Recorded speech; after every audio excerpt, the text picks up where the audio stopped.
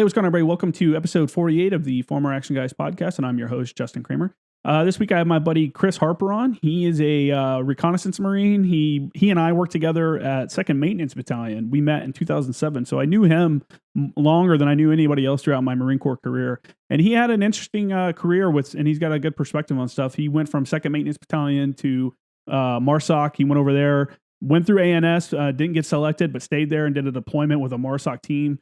Came back from that and went to BRC and became a reconnaissance Marine, did a deployment with them. He went to Libya right after the whole thing in Benghazi with a reconnaissance team there. And then now he's going through the MECEP program, and he's currently attending Auburn University, and he's already completed OCS and stuff like that. So really good podcast. And we talk about his career and some of the stuff he's done for the first half. And then the second half is a lot about educational benefits and the process of what he did to get in the MECEP program. And he also talks about he had a second option where he applied for Border Patrol and could have continued on with the Border Patrol if he decided to get out. So he discusses like the hiring process and stuff there as well. Like I said, episode 48, it's a really good one. Before we get into it, I want to go ahead and read. I got another review on Apple Podcasts, so I appreciate that. Another 5-star review. Again, that's from this one's from Jimmy Stair. He said it's about episode 44, Staff Sergeant Matt Ketting. Excuse me. Episode 44 with Staff Sergeant Matt Ketting inspired in a straightforward way. The part about training for BRC while still in the Wounded Warrior Command and balancing multiple commitments was eye-opening and showed what determination looks like. Matt doesn't shy away from his mistakes. He's learned from them. He demonstrates a soft mindset of know yourself and seek self-improvement. Throughout the interview, Justin and Matt walked the listener through everything from mundane Groundhog Day insanity of life on a floating prison to making command decisions in combat. They both offer real knowledge for anybody who has transitioned and is still trying to find their way. These two guys have not stopped pushing themselves to be better in all their actions, and it shows. I really appreciate the review. That's, you're right. I'm at a Wounded Warrior Battalion and then go into basic reconnaissance course. If you haven't listened to that, that's episode 44 with Matt Ketting. Really good episode. A long episode, and if you didn't finish it, you should go back and finish it because all 4 hours of that episode are really good conversation. So anyway, before you check out, or before we get started on this, make sure to check out the YouTube page. If you haven't already, get on YouTube at Former Action Guys Podcast on YouTube and subscribe there. Leave comments and stuff, or leave a review on Apple Podcasts. That's where you're following. There's a ton of aggregate like podcast services. So if yours has a way to leave reviews, go ahead and leave a review. And if I get it, then I'll read it on the air, And so thanks everyone. And make sure to check out my website, jadekramergraphics.com, and my Instagram page at jadekramergraphics. That's jadekramergraphics.com, and my Instagram page at jadekramergraphics. And enjoy the episode. Let's get started. So Chris Harper, welcome to the Former Action Guys podcast. How you doing, dude? Doing good, man. Yeah. So I'll give you a quick intro and then I'll let you fully explain who you are. So you are actually, I knew, I've known you longer. I knew you longer than anybody else I knew in the Marine Corps. So we met in 2007 as mechanics. Yeah. And we worked on the EFSS, the Expeditionary Fire Support System. So we were both mechanics working on the 120 millimeter mortar and the little Jeep dune buggy thing that pulled it around. And then after that, I know you were pissed that I remember you were pissed that you got put on that project because you were trying to screen to go over to MARSOC. And you ended up having to go do that mechanic stuff and everything like that. You ended up when I went and did the second round of testing for the vehicle, and then you jumped over to MARSOC to do as a mechanic while you waited for your ANS seat. And then did that, and then from there I'll let you take it. I just wanted to point out that I've known you for like a long time, and you ended up at Recon Battalion. But it's great. You're like one of the guys that made it out from being a mechanic, because everyone that was in like Motor T talks about how they hate being a mechanic, and not very many guys for whatever reason get to lat move or end up getting away from it. So you did it. Congrats on that. And now you were accepted into the MECEP program, and you're going to school at Auburn, right? Yep, that's right. Yeah. Going to school at Auburn for to get your degree. You've already completed OCS and stuff like that, and to become an officer in the United States Marine Corps. So that's awesome, man. So backtrack all the way up. Where are you from? I know you're from Alabama. What part of Alabama are you from? And what year did you end up joining the Marine Corps? Yeah, so originally I'm from down south in Daphne, Alabama, and I came in November of 2005. So right there, right close to '06. And I think I've known you longer than I've known anybody else in the Marine Corps as well that I've managed to keep in contact with. But yeah, like you said, we were mechanics together. Yeah. So what made you? Well, first off, what made you decide to join the Marine Corps? Well, I mean, I think it was just kind of like during the wartime, the plus up and all that kind of thing. Felt like you wanted to do something, and I didn't even join to be a mechanic. I joined because I wanted to do something kind of like badass, but I also wanted to get some skill sets to go with it. So I was supposed to be a cryptologic linguist. Was what I came in as. Okay. Yeah, and I had everything set to go when I got to boot camp. But it's at boot camp they do your security screening, so that's where I would have needed to get my top secret clearance, and they denied it. And so when they denied it, that voided my original contract, and I could have went home, but of course, they don't really tell you that. It was kind of a whole weird situation, and basically, I still kind of remember to this day. I think it was around like training day 15, and you're all brainwashed at that point, and I vaguely remember the conversation. I can't remember all the exact stuff, but it basically boiled down to my senior drill instructor being like, well, it's more important to be a Marine, right? Like, your job doesn't matter. It's just title Marine, all that. So that's how I ended up a motor T mechanic with a 5-year contract, too, because they didn't reduce it like they were supposed to. And that never got solved because we had really good NCOs at 2nd Maintenance Battalion. That's fucking 2nd Maintenance Battalion. I remember to this day being in MOS school and people that have listened to the podcast have heard me talk about lat moving a ton of times, but being in MOS school and first going to MOS school, they were like, hey, you're going to, Camp Johnson, North Carolina, motor T mechanic. And I'm like, what? Like, that's not what I thought, because they told me out of boot camp I was going to go be a geographic intelligence specialist. And somehow that got switched. Anyway, I think it had to do with the clearance as well, but I don't know. Anyway, I get to Maintenance Battalion and I'm like, well, maybe I'll get sent to a cool unit and I'll get to do cool stuff still.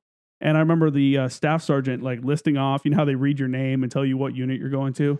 And he's like, Kramer and so-and-so and so-and-so. Hey, you're going to 2nd Maintenance Battalion, Camp Lejeune, North Carolina. That's the worst fucking unit in the entire Marine Corps. He laughed like that and said it. Like, it was funny. And we're like, what? And I was just like, God damn it. Oh, man. Fucking Maintenance Battalion, dude. I think the best thing that happened to me, and you can tell me if you concur, it was going on that EFSS program and working on that, because it got us away from working in the shops, like the ridiculous shops that we worked in, like working hours. You can talk about it too. There were like no rifles. You never get issued a rifle until you're going to the rifle range and stuff like that. It's like fucking Maintenance Battalion, man. Yeah, you don't really feel like a Marine there. I mean, that's a lot of different places in the Marine Corps, I guess, are like that. But 2nd Maintenance Battalion, it's kind of like, I don't know, maybe you can't really put it all on the institution. I mean, it's not the place, it's not the unit, it's the people that make the unit good or bad. And yeah, for sure. Just the leadership there was just never, I don't know, they just never got their crap together, Well, I don't know, it's a hard spot for them to be in, because you are the, what's whatever the echelon level of maintenance it was. I don't even remember them now, but not organizational. I don't know. Anyway, whatever echelon level of maintenance that we were, it wasn't like all the vehicles that were coming through were like a priority. Like, units needed these vehicles back for stuff. So there was always a ton of work to do. I can't ever remember a time where we're like, hey, there's not really much to do today. It was always a vehicle to turn wrenches on. And it didn't leave a lot of time to do other Marine stuff. Yeah. And it also didn't really make sense to do the, Marine stuff, because we were mechanics. Like, well, what good would it be other than to raise morale, which, that obviously is a positive, but what good would it have really done to go to the range? You keep up your you shoot once a year. It is what it is. And then you remember as well as I do, if you get pulled for deployment, then, you know, you go through, like everyone else does, you go through ranges and you go to 29 Palms and you do all that. Yeah. So, yeah, it's a tough spot. I mean, morale is low there because the work is constant. And for people like me, like I sat there and thought like, man, I'm fixing all these, everyone else's screw ups and I don't even get to drive these trucks, you know? Yeah, that did suck. Yeah. So, yeah, anyway, Maintenance Battalion. What are you going to do? So you're the third recon guy I've had on the show. Yep. And you're the second one that's spent an extended period of time living in an RV, which is pretty interesting. And I think that's super cool. I think it's I think it gives like that kind of pseudo vagabond like lifestyle, kind of gives you a different perspective on priorities. And I think because it gave you the freedom to travel around, you know, you've gotten to see a ton of spots. So what was that like? And what you want to kind of give a synopsis or like why you decided to move into an RV for a while and how you used it to, you know, your advantage?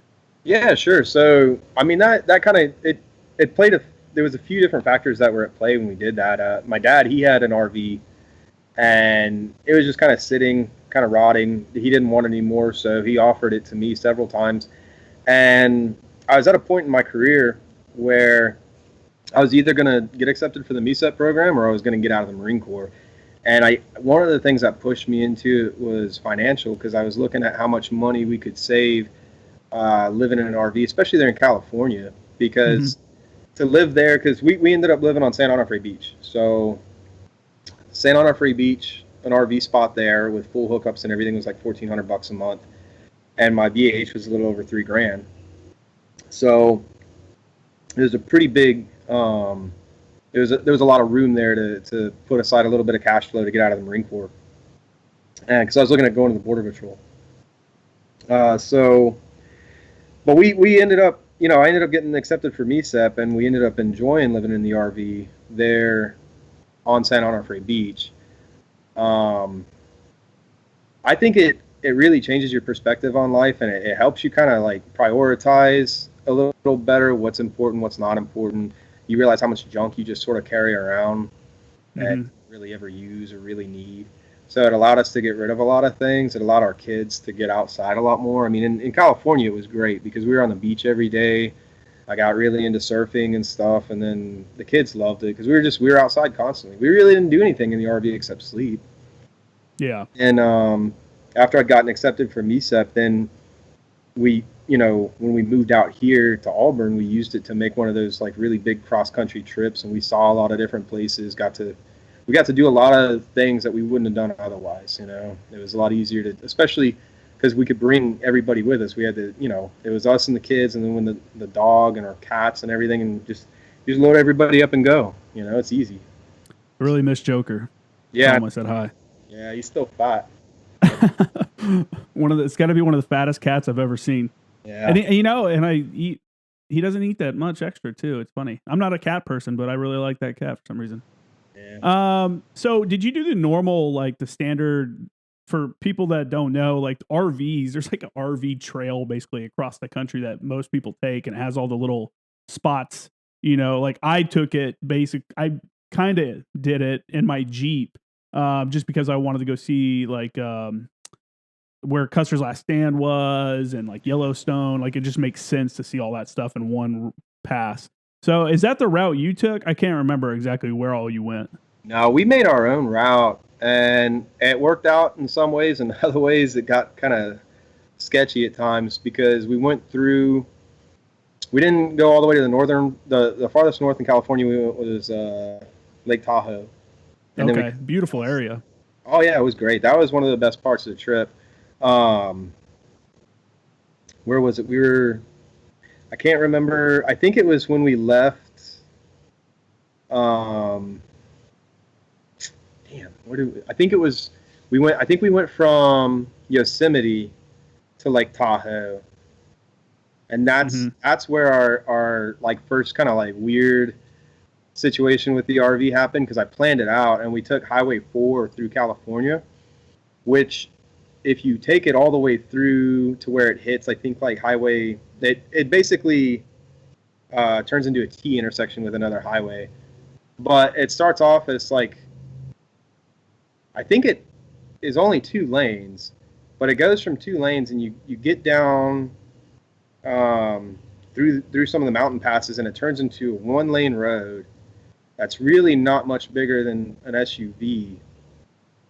And it had signs there like, vehicles over 25 feet not recommended or whatever. And here I am driving this big. That was pretty sketchy because it had a lot of switchbacks and you were just riding the side of the mountain. How long was your RV, or is your RV? 32 feet. Yeah, so you're like, fuck it, I could make this. Yeah, and we did. We just took it real slow. A lot of people coming the other way were giving us dirty looks and shit. A lot of old people, Yeah. Well, you're enjoying America or whatever. Yeah. That is sketchy though, dude. There's nothing like being on the side of a mountain in an oversized vehicle to make you like really, I don't know, appreciate I don't know. I don't know where I'm going with that, but so when you went up through Tahoe in that area, did you go over by Reno? Did you go up through Donner's Pass? No, we didn't go that way. Yeah, we hit Tahoe and then we cut across. We almost did like a straight line to Salt Lake City, Salt Lake, the Great Salt Lake City. Yeah, Salt Lake City, huh? Is that? I think I've driven through there. I'm not 100% sure. One of those major cities over there I went through. Maybe it was Albuquerque. I've driven cross country like 3 times now, so you start to forget, like they all start to kind of blend together. I'm sure you feel the same way. Yeah, man. So living in the RV, got to Auburn. Now you're going to school full time. And for the people that don't know, so you decided to buy a house, which is awesome. And I kind of, that was one of my regrets looking back on my Marine Corps career is I was in base housing almost the entire time. Yeah. And I wish I would have, if I would have known, I thought I was going to be moving more than what I did. I stayed at Camp Lejeune for 7 years. My first 7 years at Camp Lejeune. So had I known I was going to be there for 7 years, I would have purchased a home and then used that as like a rental property for money and stuff like that. So it's a good idea for anybody that's listening that's not into that or that hasn't thought of that. I would consider that if you're financially able to do so. That's especially with the market's going to take a downturn, I think here, and housing's only going to get cheaper. So something to consider for those that are out there. But so anyway, you decided to purchase a home, and for maybe people that don't know is moving into tornado season. And recently the South has been getting hit by tornadoes. Nashville, like a month or 2 months ago, got messed up pretty good by a tornado. And then a couple weeks ago, Chattanooga, Tennessee got hit by one. And I only know about that because I'm from Chattanooga, or I grew up partially in Chattanooga. And then Alabama and Georgia started getting hit. So 2 weeks after you close on your home, you purchase your home, a fucking tree gets knocked down and takes out your roof. So How did that feel? What was that like? I tell you, I was pretty pissed off when it happened and everything. Ultimately, though, I mean, it's kind of working out for us. It's allowing us to do a few things that we wouldn't have got around to otherwise for a little while. Like we're straightening out the ceiling, getting like the popcorn ceiling down and things like that. But man, yeah, that night sucked. Like we were just laying in bed. You hear a huge just crash. And then because the storm was so bad, I didn't want to go outside and really check anything because nothing had came through that I could see immediately. And I couldn't even really tell where it hit or anything. And then we were just laying in bed and water started pouring through one of the air vents onto our bed and all that. And then I was like, well, great. Now went outside and looked at it. And it was an old pine tree that had just basically been eaten away by beetles and termites and stuff. And it was one that, we were probably going to get taken out anyway. Mm-hmm. But yeah, man, it really sucked. And I've heard good and bad things about USAA. We've always had USAA, and I'm not trying to plug for them or anything, but I mean, they have been pretty good through this whole process, to be honest. They made getting everything fixed and back to normal a lot easier. That's for sure. Yeah, that's good, man. That's good. Yeah, I wanted to point that out. That sucks. I mean, that's a crazy, fuck, almost worst case scenario. But I mean, at least you get to start your remodeling, a little sooner. Yeah, makes it a priority. That's exactly what we're doing. So yeah. So I want to talk about MECEP and stuff like that, but first I want to kind of go over your career a little bit. So let's start back. You left Maintenance Battalion and you went to go screen for MARSOC, right? So you want to kind of talk about this was a long, what year was this? This was like 2007, 2008? Man, yeah. I think it was, I think it was 08. I want to say 08. Okay. You have the unique perspective that you went through ANS, you completed ANS, you just weren't selected at the end. But you have the unique perspective of going through ANS and going through BRC. So I'd like you to and the thing is when you went to ANS, that was, am I saying it right? It is at ANS. Is that what you, okay. I just want to make sure. Cause I didn't go, I don't want to sound like an idiot. When you went through ANS, it was back towards the beginning. Like it's completely changed, I think, since then, right? Like you did it up in, well, I mean, you want to kind of talk over how it went for you or what you can talk about it and that kind of experience? Yeah, and that's the thing. I know it's changed a lot since, well, I went through. Now I'll say, I went through and I completed it, didn't get selected. I had some hard feelings then, but honestly, I was young, I was immature. That's really kind of what it boiled down to. What's that? Do you think that being like you were like a Lance Corporal, right, when you went through it? Or were you a corporal? I think I was a corporal. Yeah. Do you think coming from like a motor T, like Maintenance Battalion, no background with any, like you said, like we barely felt like Marines, felt like more like a factory worker coming in and turning wrenches all day. Do you think that background kind of held you back from being selected? Maybe a little. I think it was really more the mentality. It was really just more my personality back then. Yeah. I remember you prepping for it like a maniac. You used to be like, hey, you want to go for a run? I'm like, nah, man, it's cool. You go ahead. And then you go out and run like 8 miles and do an obstacle course and come back and like. Yeah, I mean, I was in good shape, but just being in good shape is, that's one aspect of it. There's a lot more that goes to it, and no, for sure. Yeah, and I just wasn't there. I just wasn't there mentally yet. I was too immature, too young. Yeah. I mean, there's younger guys that are more mature than I was, so I mean I don't think it was just my personality back then. But and that was definitely changed a lot. Back then it was they were just trying to see if you had the mental capacity to basically be somebody who is independent, who could show up, kind of like do as instructed, but also get out there and make good sound decisions, that kind of thing. It was just above my head at that time. It's really kind of what it was. Well, the cool thing is that you went over there and they made you stay there as a mechanic until you went to ANS. That was like, hey, you're just going to keep being a mechanic over here until you go. Yeah. And then when you didn't get selected, you came back, but you still got to do a deployment with one of their teams too. So that ended up being your first deployment. Can you kind of, for maybe somebody that's interested in going over there as a support guy, that kind of explain what your role was as a team mechanic and what you ended up getting to do? Right. And I'm sure that things have changed now, but back then it was cool. I had a really unique experience. I got a chance to do a lot of different schools, a lot of different training that I wouldn't have otherwise. And then the deployment itself was really interesting. That was something that I wasn't really ready for either, and I didn't get to do any workup. It was kind of last minute. I think I got attached to them and deployed like a month or two later, something like that. Like I didn't go through the workup with them or anything. It was all real last minute. When I got there though, these were all dudes. They were like prior Force Recon dudes that had gotten just rolled into MARSOC. They're really experienced. They're the kind of dudes that everybody kind of looks up to in the Marine Corps and wants to be like. And getting to be with them out there taught me a lot. We got there.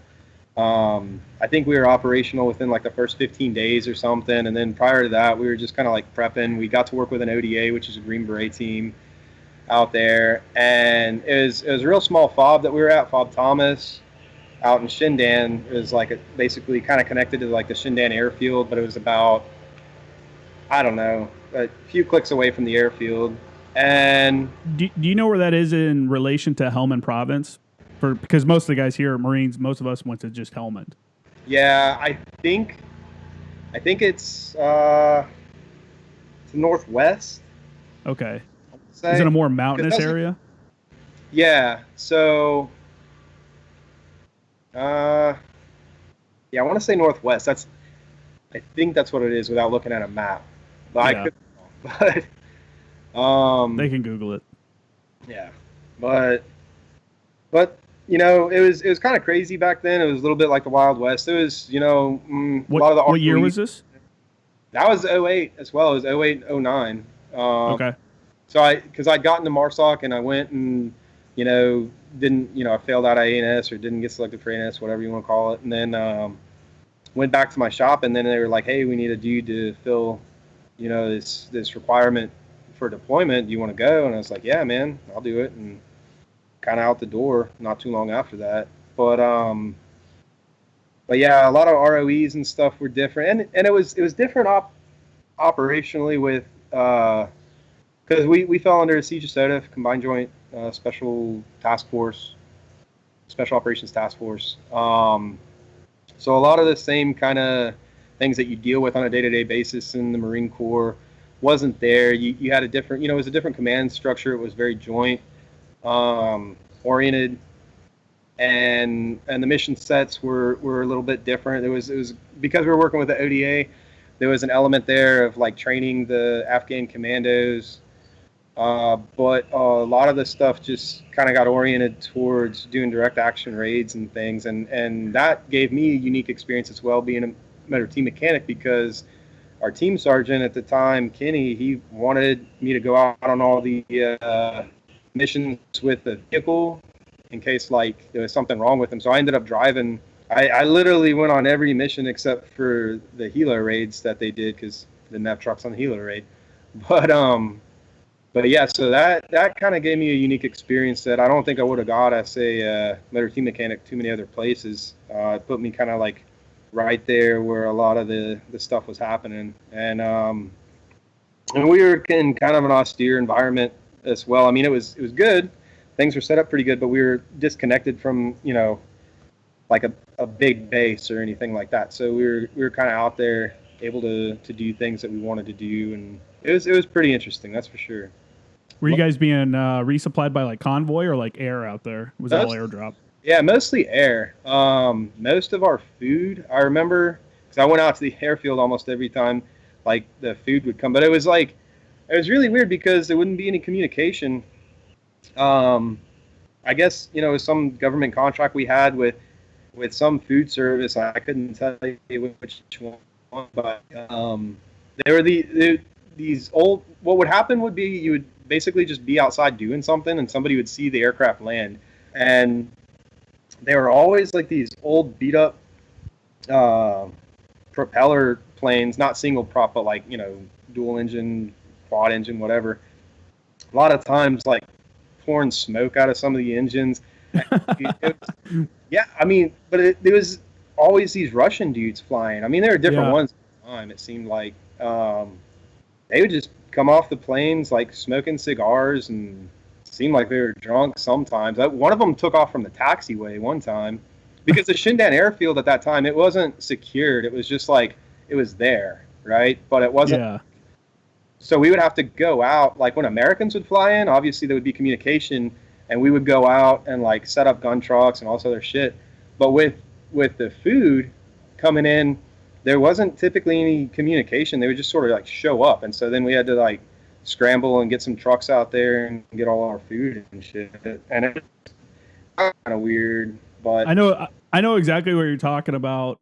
We didn't have an airfield, but in our LZ we would have these like big ass old white like Russian helicopters, and they would just show up. They would just land in the middle of the LZ. We didn't know they're coming, like coming for like a resupply or something like that. They would just, and the same thing, the dudes come off and you're like, dude, how is this thing flying, or how are you flying? Like it's some of the ways you get food and stuff over there, it's just kind of weird. I think those were the dudes for us that brought us like fresh food and stuff while we were in Marja and Sangin. They brought like fruits and vegetables, I think. Yeah. Well, I'm not 100% sure about that. It's been a few years. So you were there in 2008. That was a time frame when that was like when Iraq was really starting to begin, like, okay, hey, we're going to start drawing down. That's when the idea of like, hey, we're going to start drawing down there. But it was like that period where we're starting to talk about drawing down in Iraq, and we're going to start picking up in Afghanistan, right? Yeah. So you were kind of there before, like maybe a little bit before that uptick in Afghanistan support, and or do you think that's true, or could you notice an increase of any kind of logistical like support while you were there? Well, I know just from checking in every now and then, like if you Google Shindan Airfield now, as we were kind of like leaving and stuff, I remember they were starting to bring in regular units. Like they brought in an Army UAV team and stuff towards the end of our deployment, and they were securing the airfield. They moved out A&A onto the airfield, and they built them barracks and stuff. Now I think if you look it up, you can see like it's a fully functional operational base out there. It's big. Oh, really? Yeah, not as big as like something like BAF or CAF or anything, but still big. And I remember when we were there, it was us and the ODA, and there was like 3 or 4 American contractors there to teach like the Afghanis how to, do logistical stuff. One of them was like a mechanic. One was an armorer. I think one might have been like an engineer. I don't know. I never really saw him do anything, but typical government contractor collecting that paycheck. Oh yeah. And then there was also a team of dudes. I want to say they're from one of those defense or whatever firms like Blackwater, but it was called Armored Group, if I remember right. They're based out of like England. I still remember their like head team dude, Nigel. He's like this really big Irish dude. He was pretty cool. But they were there for a little while when we first got there. I think they left before us. Were they what was their role there? Just security? Yeah, they were supposed to be training security. Sorry, damn flies everywhere. But yeah, and our security was kind of weird. Like we had Afghanis, and then their role, they were trying to. So because the airfield was unsecured, like it was just there, they were trying to. I think their primary thing was to get it secured and fenced and all that stuff. And they had like these random dudes with them that weren't, there was only like 4 dudes on their like internal team, and then they had all these other, like, I guess Afghani or something that they were using for just, extra guns or whatever. But we had some interaction with them. They were you could tell they were pretty cool. I think most of that team, there was like 4 dudes. I think 3 of them were like whatever, the Special Air Service prior or something like that. And then and then the one dude who's, I don't know, man. I didn't have a lot of interaction with him, but I still remember he kind of was weird, man. He was like a prior Marine, and he was like their medic. He was their what? You kind of broke up there. He was supposed to be like their medic, I guess. Oh, okay. But I don't know, man. I still remember one incident. We were out on the airfield, and there was C-130 that had landed, because this was one of the coordinated things. And I was sitting up in a turret on a 50, and the dude jumps up next to me, and he's like, "Oh, you see those dudes over there? Like, we think they're burying fucking IEDs or whatever." And he wanted me to turn my gun towards them. And then, like, I could see, too, because, like, the area he was pointing to, like, it was, like, right in front of the cockpit for the C-130. And so the pilots start freaking out because I'm, like, swinging my gun over. And the only reason I'm listening to him was because, like, Kenny and all them were like, "Hey, you got to listen to these dudes. They know what they're doing, whatever." I didn't know any better. And I don't know, man. It was just weird. The dudes were just out there trying to fix, like, a road or something is what it turned out as. What, baby? Yeah, I'm sorry, man. No, Sorry. you're good, man. Dude, kid, my kid was little at one point, so Yeah. I know what they're like. So yeah, like I was saying, how often you were working at an unsecured airfield, so how often would that be attacked? Yeah, so during resupplies, we never got attacked. I know they tried to attack us across it, like when we first got there. They overran like a checkpoint, and that's another thing too. I ended up on the mortar crew when we got there because where I was working out of, the mortar pit that we had a 120, and it was out there in my like basically where we had all the vehicles out in front of my Your little mini motor pool? yeah. Yeah, so me and Ski, we were like, they had us dropping mortar rounds. It was kind of weird too because we had very little training. I don't even know. I don't. I don't remember if we even dropped rounds before the night that we had to like drop them for real. I think we maybe dropped a few practice ones. But anyway, Jeremy, he was like the chief warrant officer for the ODA. He would be the dude that would be there, kind of like reorienting the tube based on like where impacts were or whatever. I mean, our job was to keep rounds in the mortar pit and then like hang rounds in the mortar pit and stuff.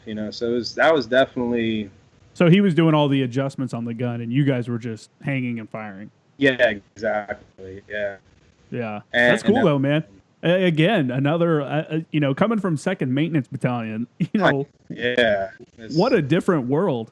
yeah, it's totally different from anything like I would have expected to do as a motor T mechanic. That's for sure. Yeah, especially and, after being a second base battalion. You probably give hope to any motor T mechanics out there that are listening to this that maybe one day they'll get to do something cool and not just have to change out a transfer case in the Humvee. Yeah, because that's all we did was engines and transfers and shit like that. So anyway, back to that deployment. Like, so you went through ANS, right? You completed it, but you didn't get selected. You still got to deploy with the team, which obviously you'd want to be on a team as an actual CSO. However, this is probably a pretty good runner-up prize, actually getting to go out and see what they're doing and really, like you said, run missions with them and stuff like that. What was like the most interesting thing that, let me think here. What did you walk away from this deployment? Like, you went in with one mindset of like, this is how it's supposed to be. You hadn't deployed yet. You hadn't been in combat yet. And you walk into that with a certain mindset.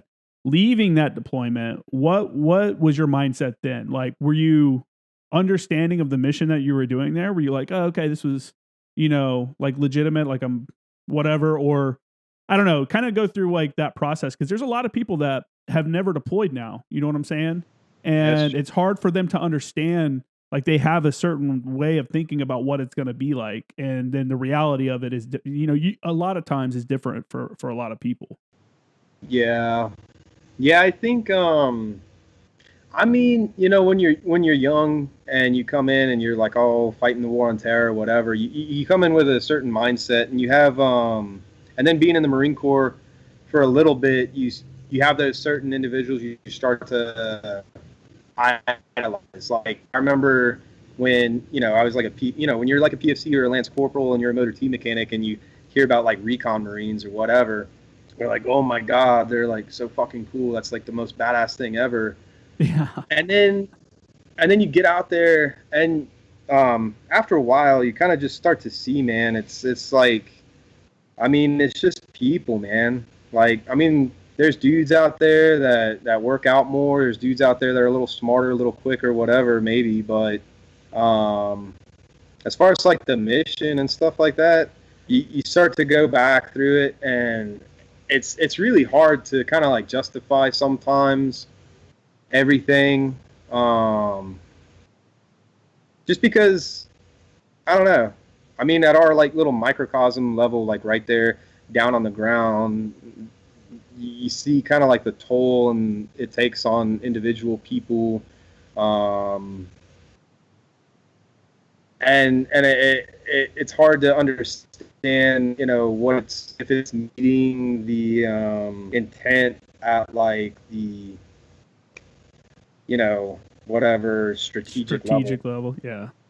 So I don't know, man. You start to think about it a little bit more as you get older, and you start to think about the way that you did think about things when you were younger, and yeah, I don't know. Perspective is definitely everything, dude. And yeah. I think for guys like us that went to Afghanistan, the war kind of being over, but not really, because we're still apparently bombing people over there. I don't know what's going on. It's kind of a weird limbo. But I know operations have been limited. But even if it's over, it's like you kind of look back and like, what was it for? Like what was it? I could never having gone there twice, I couldn't tell you like what's the end state. That was our problem, is the politicians and stuff like that and the generals never said like, hey, here's our end goal. Right. Like if they would have ever set like a realistic, like real like end goal, then we could have been like, hey, this is where we got to, this is where we wanted to be. Hey, Afghans, you got it. And if it goes from there, then it's on them. But we walk away from it without having stated an end goal. And it's, everyone looks at it as like a loss and stuff like that. And I know a lot of guys are jaded because of dudes they know they got killed in these areas that are now, back in Taliban hands, because of, I don't know, whatever it is. So, yeah, you're right, man. Perspective, when you look back on these things and think about it. Yeah. Anyway, so I know you came back from that deployment, and and you can correct any of this this is from my memory of us talking in the past. It was my understanding if you finished ANS, but you didn't get selected, you have like basically you could come back. Is that correct? Yeah. You could come back and try again. Yeah, I could have went back, and that's just where kind of my career took a weird turn, because it was that. So all the dudes that I was on that team with, they were all like prior Force Recon Marines, and a dude that I had a lot of respect for, who had kind of a big influence on what I did next, was our Team Sergeant Kenny. I liked him a lot. He's retired now, but he had a conversation with me where he was like, hey, man, like if you want to do this stuff or you want to do anything like that, go do reconnaissance, like go do that. And then if you want to do something special from there, like you have a good baseline to kind of start with, is the way he basically put it to me. And so that kind of became my intent there, to do that, like go do recon, maybe go back to MARSOC or whatever. Obviously, I never did go back. I mean, I went to go to BRC to become an 0321, and I liked it. I enjoyed the community once I got into it, and I just never felt the need to go back. Yeah. I know we've had two other guys come on, Matt Ketting and Cameron Langland, both Recon Marines, and they've kind of explained BRC. So I think people kind of get the gist of what BRC is like. But I would like to know for you personally, like, what do you think was the toughest part for you, and kind of how you overcame that? Yeah, I think for most people, if you ask them to, it's usually the pool. I mean, the pool's hard, man. Even if you're a good swimmer, a lot of times, the pool will get to you. Being comfortable with being uncomfortable, kind of being comfortable with possibly, I mean, getting to that point where you're going to drown is real bad. Getting over that, but other than that, BRC itself. BRC is pretty physically demanding. It's pretty mentally demanding too, because you go through it, and you got to push through not getting a lot of sleep sometimes, not getting a lot of food, and it's kind of hard to explain until you get out there and do it. But it's it's one of those sayings, like everybody wants to be recon until it's time to do recon things. They say a lot of different MOSs and stuff has that, because it's true. You get out there and do like an actual RNS mission, and you're dirty, you've been up for like 48 hours and just nasty, no food, not a lot of water, you're kind of like hallucinating and shit, and it's tough. It gets tough. Yeah. But Yeah. it was What good. kind of hallucinations have you had while you're on your lack of sleep while you're in a hide? Oh man, I mean auditory. You get a lot of auditory hallucinations. It's kind of where it starts. That's the thing, man. I don't know that there's a lot of credit to being able to train yourself to go without sleep, because I don't think you can ever actually get used to it. It's not like you're going to wake up one day and be able to just go 72 hours or something with no sleep. I mean, your body's still going to react the same way, but I think over time you learn to recognize. Um, Yeah. and I think that's kind of the point of it. You learn to recognize what's going on, and you can stop and think and be like, okay, so this isn't real, that's not real. But you start to see shadow people. Um, when I was in Afghanistan, actually, we did one mission that kept us up for quite a while. I think it was our very last one there, and even over there, I mean, I was having some crazy hallucinations. Like, I mean, a lot of shadow people, auditory stuff, but I was also just, I don't know, man. I Yeah, it gets weird. That's for sure. Yeah, lack of sleep is not fun. And the longest I ever stayed awake in Afghanistan was probably just over 48 hours because we were moving 3/6's battalion headquarters from Fob Marja up to Camp Hansen. And I was the fires chief. And that was just a fucking process. And it was weird because then I went to go lay down. I was like, all right, well, I'm going to go to sleep now. And then I couldn't go to sleep. I normally I would lay down and start reading a book and use that to kind of put me to sleep. Yeah. Dude, I sat there for like probably 45 minutes just trying to fall asleep and I just couldn't. It's weird when you're extremely tired, like what your body starts doing. Yeah, it is. So let me sorry. So after BRC you got assigned to Second Recon Battalion. Yeah. How did you like it over there? Yeah, so I mean, I had a great time at second. I mean, there was good points and bad points like anywhere else, but Yeah. I'd say overall that was probably one of the high points of my career for sure. I had a good time.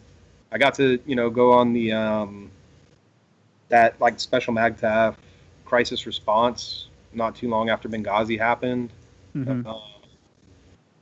They sent us out there, and then my team and then another team from my platoon, we went to Tripoli to reinforce the embassy there with students and stuff that were already there, and that was pretty cool. I mean, that was a pretty unique experience for sure. What an interesting place. Like Tripoli is like so steeped in history.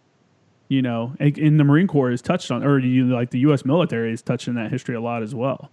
You know, Yeah. so what's it like to, because as Americans, especially Americans that haven't left the country, our like our oldest things, are a couple hundred years old. Where in places like Tripoli and like Afghanistan and stuff like that, like you see stuff that's like millennia, like 1,000 years old. What was it like being in like an old world city like Tripoli? I mean, it was pretty crazy. We got to go out and see a few things. Most of our time there was confined to the embassy, but when we did go out, I still got some pictures. And so we took some grave rubbings from an old like American / European graveyard, and what else? I actually still have the grave rubbing that you gave me. I've been wanting to put it in a frame and get it up on the wall. Yeah, what was that? That was from like the Enterprise, I think. I believe so. It was a U.S. sailor. It said like U.S. sailor buried here in like 18 something. Yeah, yeah, it was. Really cool piece of history. I appreciate you bringing that back for me. Oh yeah, man, and we got to see old Tripoli, which like the city grew around it, and the original city of Tripoli. If you go in there, it's got like its original walls. It's almost like walled off from the rest of the city. I mean, it's not like restricted or anything, but you can see a lot of the old palisades and stuff, and that was pretty interesting. I mean, getting to be there and really see that place. I mean, that country is still so torn up by war. Like, there's no real government there. They're always fighting. Like, it's a sad place, man. A lot of people get fucked up over there. A lot. It's a very tribal. It's like all these tribal places. These places with these that had like authoritarian governments and stuff. There's still like a lot of tribalism, especially when you get out into the outside of the cities and into the country more. There's a ton. It's so weird. Like they take like their religion super serious to the point where if you're just like a different branch, like over here you have like Christians, you have like Baptists, you have like, Methodists, like whatever. But they don't fucking hate each other. They're not like, you're the wrong one. Yeah. Even though it's all based kind of in the same thing, it's I don't know. It's a weird place. Places like that, dude, it's always so tribal. It's when you've been there, you can tell like the odds of us being able to fix this place and adding like a democratic like system, it's tough to imagine it. Maybe it's possible, and we're just not thinking broadly enough. But it seems like it's next to impossible to do something like that. So I know that I don't know what year was that you were in Tripoli. I want to say 2013. Mm-hmm. Okay. Because Benghazi was 2012, right? Was that 13? No, I thought it was 2011. It's something you should remember, huh? Yeah. No, maybe that. You know what? I think they thought there was going to be an attack in 2011, then I think it was actually in 2012 because we like crossed deployments or something. Okay.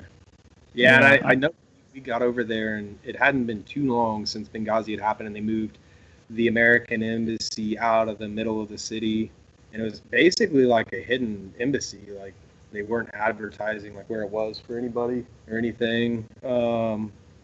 As a security measure. What's up? What was the vibe in the city towards like the Americans? I'm sure, like you say, they weren't advertising that it was an embassy, but I'm sure anybody that was in that area knew that it was some kind of American compound. Did you get like what kind of vibe was the people giving off in that time frame? Because like you said, it was right after Benghazi and all that stuff happened. Yeah, most of the people there didn't really seem to care too much about us specifically. I don't think most of the people there hated America specifically. I think it was more like they would hate you if you were backing the people that they didn't like, but because you were a friend of their enemy, then you were their enemy, kind of. You know what I mean? Yeah. So basically, if we were helping, one neighborhood gang essentially, then the other neighborhood didn't like you.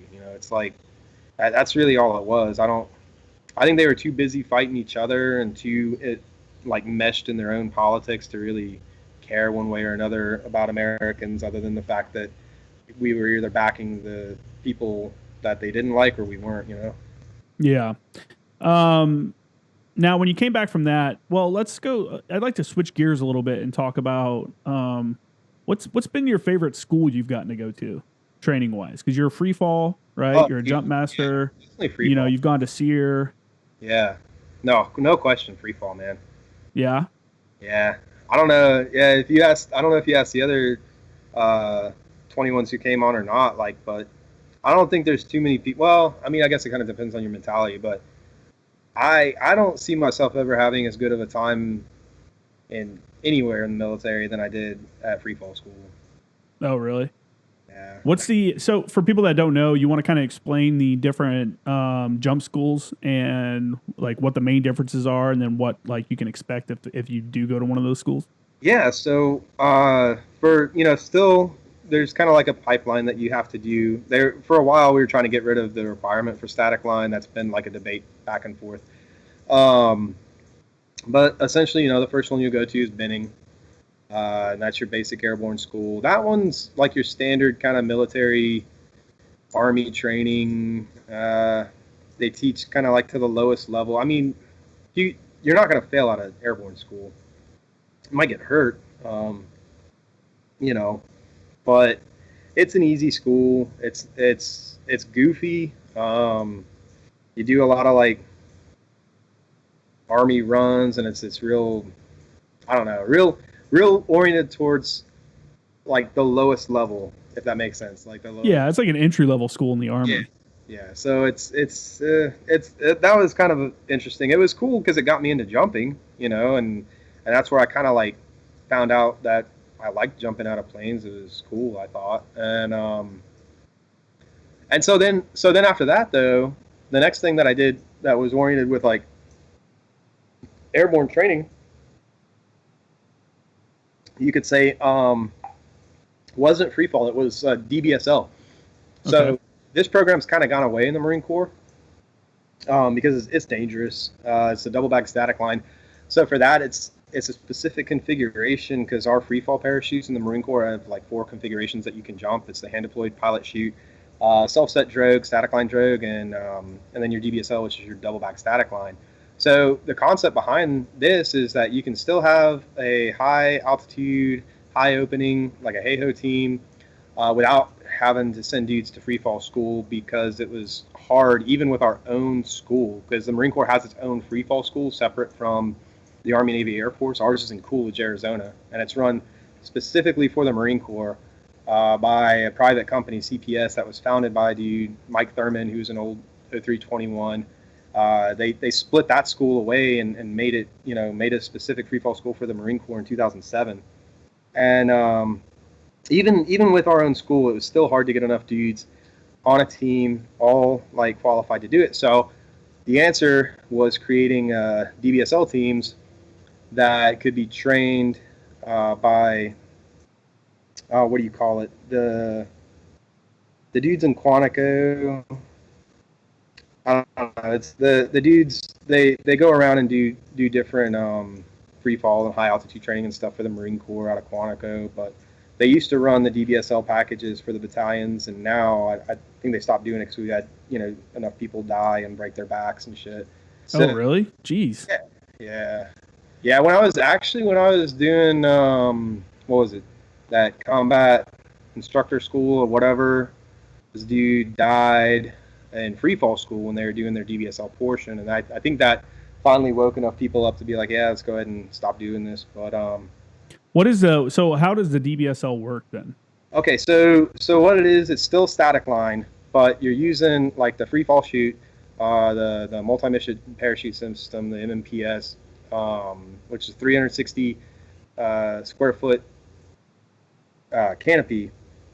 So what it is, you essentially take a free fall parachute, you pack it in its deployment bag, and then you pack that deployment bag into another deployment bag, which is connected to a static line, so that when you're in the bird, like the only thing you're doing, you do this kind of like funky, weird sitting position to exit, and that's kind of where things get tricky, because I think a lot of the injuries and a lot of the problems with it was because you were taking dudes who were not very experienced a lot of times.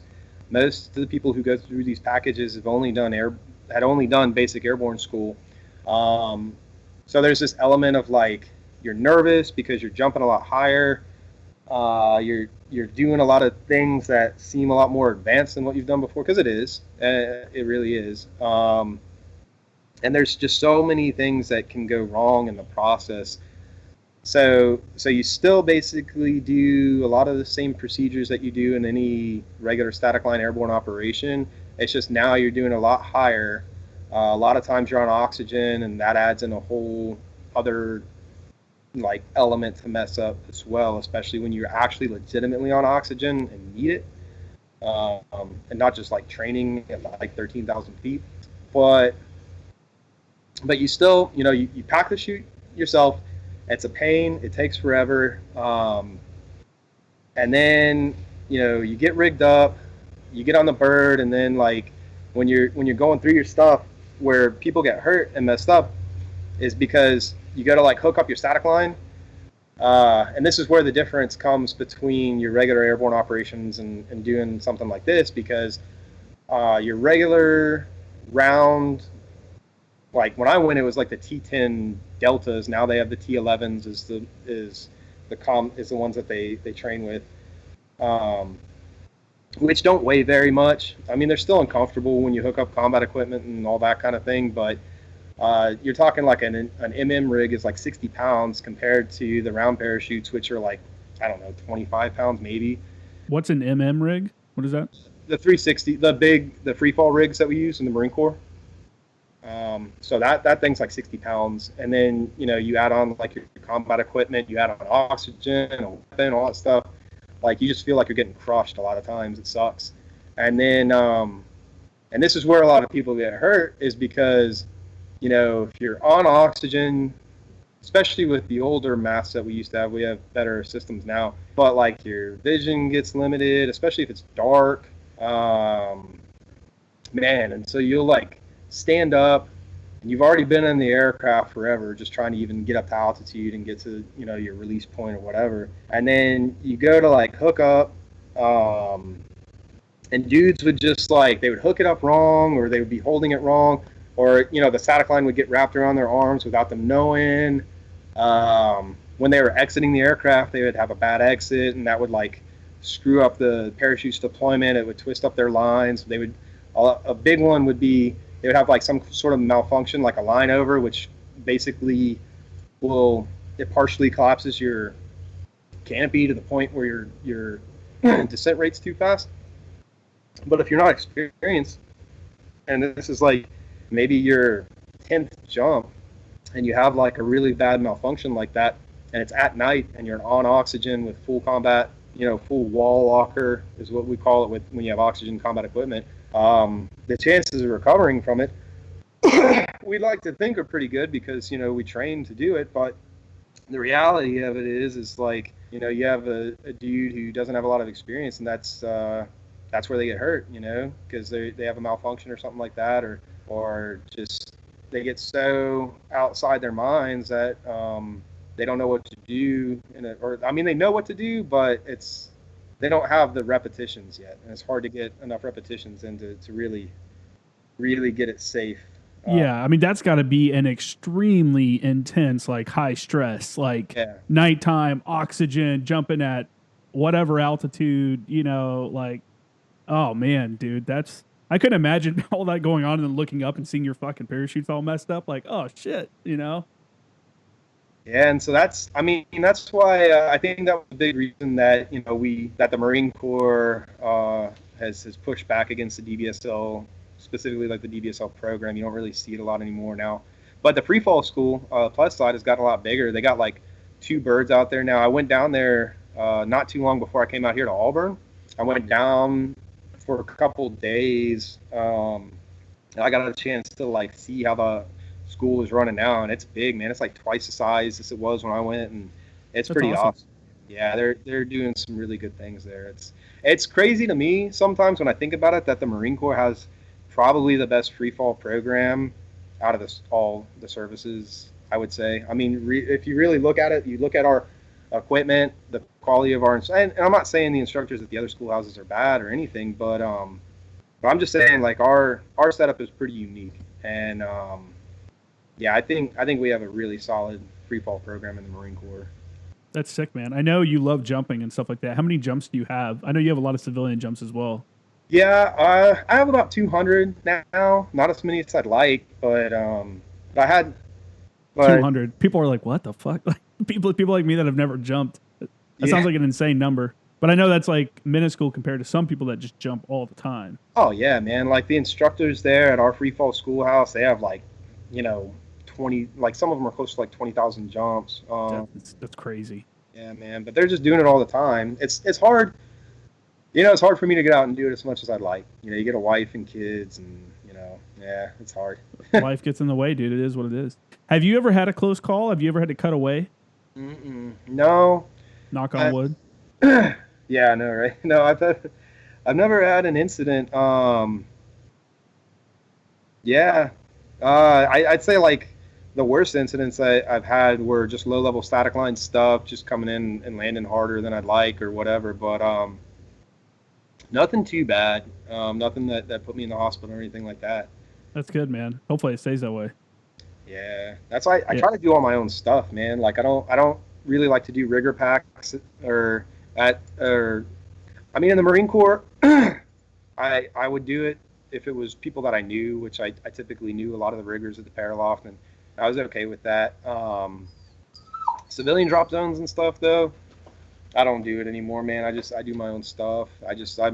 I'm real cognizant of my equipment. I go through, like, literally every time I pack it, I'm looking at my lines, I'm looking at it, at my canopy, I'm looking at all my rings, all my connections.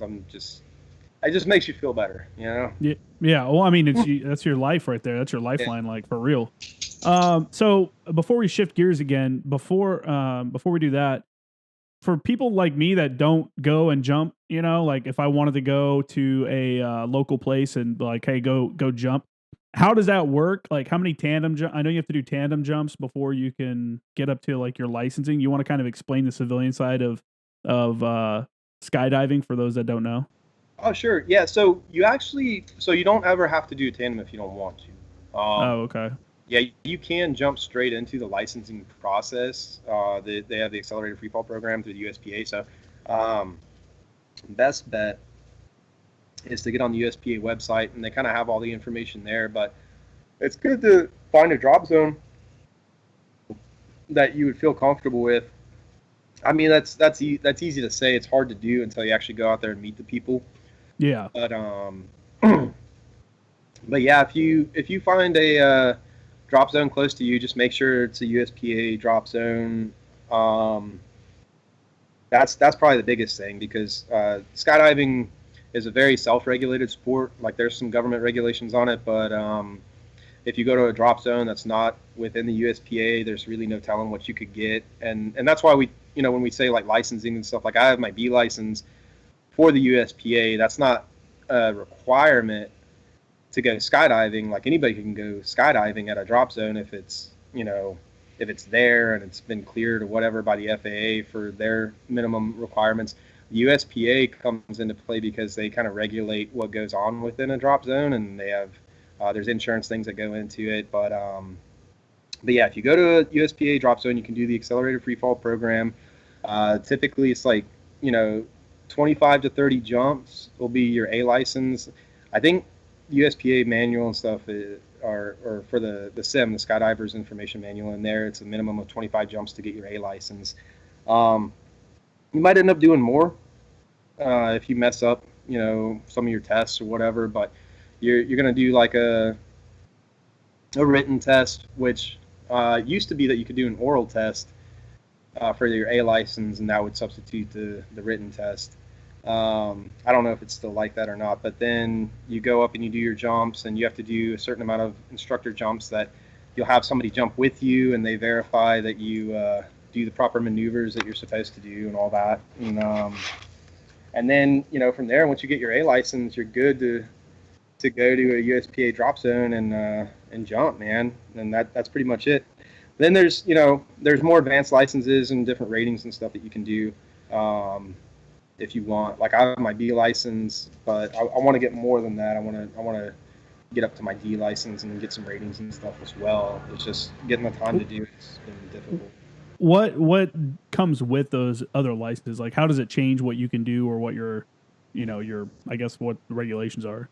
Well, so there's some drop zones that have certain requirements. Like, I used to jump a lot at Jump Oceanside, and there they wanted you to have a B license because they're in kind of a restrictive environment where if you don't make the designated, like the actual drop zone, there's not a lot of outs that you can take. You're kind of confined to where you could land. So they try to have a certain skill level jump there to make sure that you're not going to like get hurt or mess something up. So it opens up some of the places that you might not, like in Hawaii. I think the drop zones in Hawaii require you to have a B license. And then there's, you get a higher license, and there's longer periods that you can take in between when you jump and still like be in currency is. Okay. So like if you have your A license and you haven't jumped in like a year, then you go to a drop zone. They're, if they're doing their job, they're going to check your jump log, and then they'll be like, hey, you haven't jumped in this long. You're going to have to do a coach jump, which then, you got to get a coach to jump with you and verify that, you're still competent and you're not going to like, hurt anybody. So other than the cost to go and jump, do you have to pay for the licensing? Yeah. So, that's an interesting thing in the Marine Corps too. Here, let me let my dog in real quick. Give me 1 second. No, that's cool. Come here. Sorry, Roxy wanted to go back inside. No, you're good, dude. You're good. Okay, so yeah, for licensing. So in the Marine Corps, And the Navy, you have the Navy Marine Corps Cool program, and I forget exactly what it stands for, but certain jobs they'll pay the fees for licenses and stuff. So like if you're an O3, they'll pay for. Hold on, you were breaking up. You said if you're an O3, what?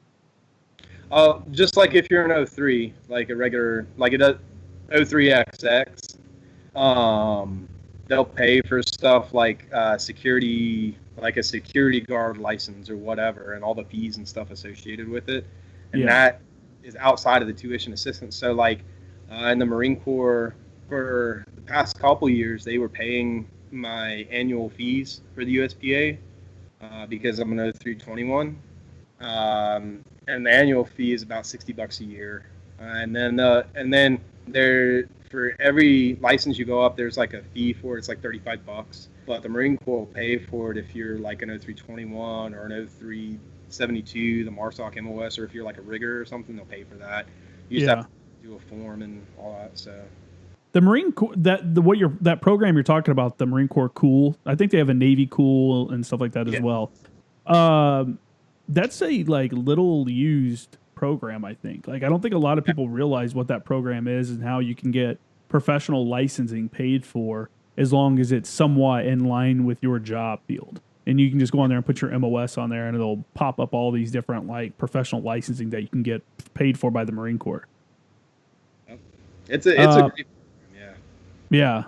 Okay, so I want to I know you went to, after second recon, you went over to first recon, and then you worked at the at BRC for a little bit as you were doing your MECEP program. You and I deployed together at first recon when I was with the 11th MU. You came on the 11th MU as a Marine detachment.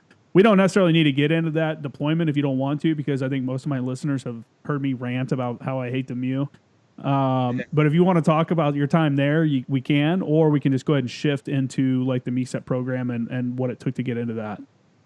No, yeah, I'm kind of right there with you. I don't like the MU. I'm a little apprehensive about the direction that the Marine Corps is going right now, but you know, because we're going all towards littoral warfare and basically just making MUs right now, so that's going to be kind of it's going to be a weird beast to go back into. You know? It is, but they're changing the dynamic too. You know, they're taking out tanks and they're taking out a lot of tube artillery. So, which will change up what can be loaded. I mean, think of how much room a tank takes up on the ship. Like what could go in its place, you know? So it's an interesting, like, I don't know. It's a weird, we're going to see how it goes. I think people need to keep an eye on what's going on with China, because even after coronavirus, there are many, many countries around the world that are not happy with China, and a lot of countries are going to be pulling a production away from China and into their own country or into more like open and free societies, you know. So I think it's going to become, I think they're going to become more aggressive with their trade routes and stuff like that, because they're going to be forced to, because the economic impact that this is going to take on a country that was already having, you know, economic issues. I believe, you know, I'm not an expert on China, so fucking don't, you know, someone will probably correct me in the comments if they want to, but anyway, so at that time while you're at first recon, you decided that you had a couple options. I know you were thinking about getting out. I know you had applied for the Border Patrol, and then you had also, you know, applied for the MECEP program. So which was, you know, I mean, I can't stress to people enough that something like that is the way to go. Don't burn bridges. You know, people burn bridges, or they have a single plan for when they're going to get out of the Marine Corps. And you had like a multifaceted, like, you know, approach to what you're going to do. Like, okay, if I get out, then I'm going to go and apply for the Border Patrol now, because it's a long process, right? How long were you in the hiring process for the Border Patrol? I mean, it was close to a year, I think, when I wrapped everything up. Yeah, and that's like investigation complete. That's everything up to going to training, correct? Right. Yeah, I went through everything, like all the way through the polygraph. The polygraph was like the last thing. Yeah. Oh, you hadn't done the polygraph yet? No, I did. Oh, okay. You know, it's weird. That's the part a lot of people lose. I've heard a lot of people apply for the Border Patrol. Like the Border Patrol's hurting for agents. Like they need people, and a ton of people actually apply, but a lot of people don't make it past the polygraph, which is crazy. For anyone that might be taking a polygraph, what would you recommend? Just don't. Okay, so what everybody tends to do, because everybody gets worried about it, like I did, because it's like an 80% washout rate out of the freaking polygraph for whatever reason. But you'll go on, and a lot of people, you'll do all this research, and you'll see, oh yeah, polygraphs are bullshit and all that. Which, hey, I mean, there's definitely some room for error there. I'm not, but it's easy to get wrapped up in that aspect of it. But if you go in there, like what I did was, in my mind, I just thought about everything that I'd done wrong that could possibly come up. And so when I went in there with him, with the agent who was doing it, I sat down, I'm like, look, here's what I did. Like I just went through everything before he even started asking questions. And it was, they're real professional. He was a real good dude. But as long as you go in there and you don't hide anything, they're really not going to care. Unless one of the things that you're like worried about is, I don't know, you used to run drugs for the cartel, then you might not want to go in there and tell them that. But if you've done something like that, you probably shouldn't be applying for that job anyway. You know what I mean? So, yeah. But yeah, a lot of people, they get real wrapped up in it. I was worried about it too. But if you just go in there and you're honest, they're not going to care that you like, I don't know, like just did some bullshit or whatever when you were a teenager. I mean, it's like it happens, But but as long as you haven't done anything egregious and you're not a terrorist or working for a cartel or like, running like child porn rings or something, then typically you're going to be okay. A lot of people, I think, just get wrapped around the axle too much on it, and they go in there and they're real stressed out and freaking out, and then they just screw it up. If you go in there and you're relaxed and you just tell them, this is my life, this is what I've done, and then you're just honest with them. As long as you haven't actually done anything that bad, then you should be fine, Yeah. So, and back to what you were saying before, like, I think it was great that you had all these different opportunities that you set up for yourself. You had to kind of make your own destiny. And you also, like we said, you applied for the MECEP program, which is the Marine, what you want to say, it was like Marine Enlisted to Commission program or something like that? It's like the Marine Enlisted Commissioning Education Program. Okay. So I got to BRC as an instructor there, and that was, I don't want to get into it too much. That was probably the worst assignment I've ever been at personally, and some of it was self-inflicted. I'm not going to deny that. I'm not going to say that I'm perfect in any way. I don't, set myself up poorly in a few ways, but it kind of became a real tough spot in my life, and that forced me to look at what I was doing in the Marine Corps, look at my life as a whole, especially because I had a family. Like, it wasn't just me and my wife, Heather, anymore. It was me, my wife, my daughter, and we were, having our son, and had our son, I think, right before I went there. And so I was kind of in the position you were, like the MEU, that whole experience set me to the point where I was either going to do, like, if I didn't get MECEP, I was getting out. And so that's why I was doing, what I was doing as far as setting up those different options. And I think that's real important for anybody, any young Marines out there, anybody who's in the military and you're young and you're thinking about different things to do, just make a lot of options for yourself and keep them all there, keep them open, because you never know what life is going to do. For sure. For me, I actually applied to MECEP. I got denied the first time, so I didn't get selected for it the first time. And I immediately reapplied for the very next board, and then I got selected on the next board. And I think that helped because I had my stuff ready for that one. And I would say, if anybody's thinking about doing that, be prepared to immediately reapply. Don't just do one package and then not have things ready for another one. You might get selected the first time. I think, a lot of people do. Do you know what the average amount of people that apply that get selected, like what the percentage is? Is that like a known thing? I think it kind of varies. Like, one of my brothers-in-law, Chris, before he got out, he was up there. He had a little bit of knowledge on it. For a while, they were selecting quite a few people. When I got denied the first time, out of SOI, there was like 8 of us that applied. The first time I applied, and I think 4 people got taken. Well, not SOI. I think that was out of TCOM. Or no, I don't remember. It was something like that. Yeah, it might have been out of TCOM.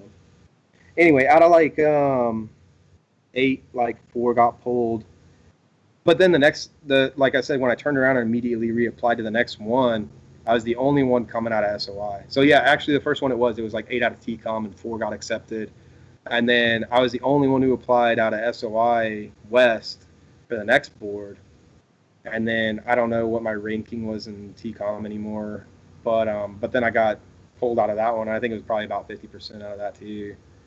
But across the board, I know for a while it was really high. I think it just kind of varies based on the needs of the Marine Corps. And so you want to kind of explain what the process is for like seeking out the information to apply, what the application process was like for you, and what some of the like the more difficult things or things that people could easily mess up if they're not paying attention?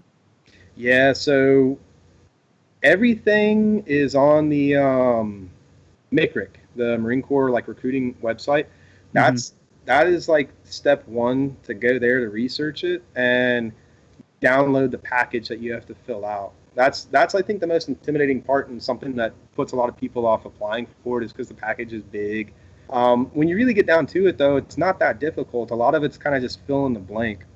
I would say one of the more difficult pieces of it is actually doing the board with the officers, when you have to like sit down with like 3 or 4 officers out of your command and like do an actual interview board.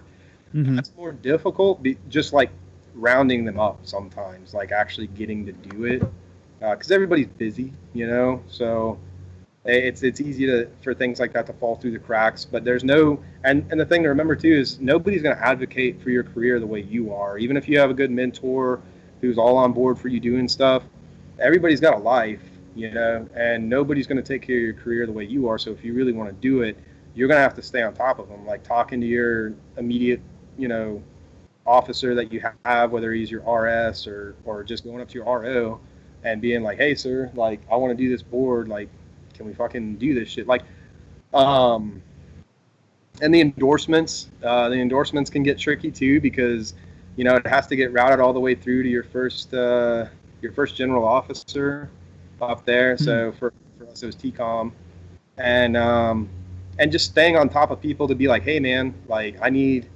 whoever, like your battalion commander, to see this. What was that? You broke up a little bit. Your battalion commander, what? Oh, just like staying on top of people to make sure that your information gets there, like gets to your battalion commander so he can place his comments on it and rate you, and then it goes up to the next chain. That's probably the most difficult part, is just pushing the package through other people. Like you getting it done yourself is not too hard, like doing the paperwork and the reports that you have to do, but getting other people to is a hassle. You got to really kind of stand outside people's office and be like, hey, like can you sign this? For sure. So you got accepted, and then you had a choice to make, like stay in. Now I can either, because you had also gotten, like we said before, you had also been selected to continue on with Border Patrol training. So now you had a choice. So what was your like thought process when you're at that fork in the road, like continue on with your military career or switch over to continuing with the government but on a civilian sector? Right. There was a lot that went into that. I think really what kind of pushed me more towards where I'm at now was my wife. She wanted us to stay in, and I did as well. I wanted a chance to really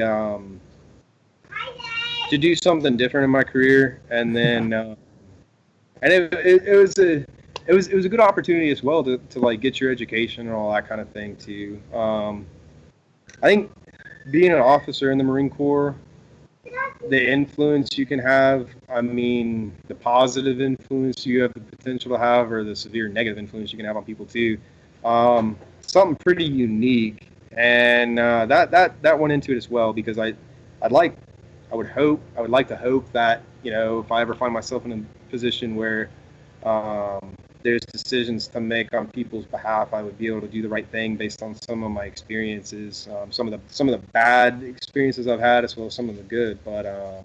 Yeah. But yeah, when I was looking at it, it's like, well, this opportunity for me, MECEP, was pretty unique, and the Border Patrol, they still email me too. I literally just got an email from them the other day. But because once you kind of pass their polygraph, they're like all about you. But it'll still be there, Yeah. This wouldn't have been so. Yeah. So you got done. You passed. You got accepted, and then you also got accepted to go to Auburn University, which is awesome. A lot of people. I know there's a lot of Auburn fans out there.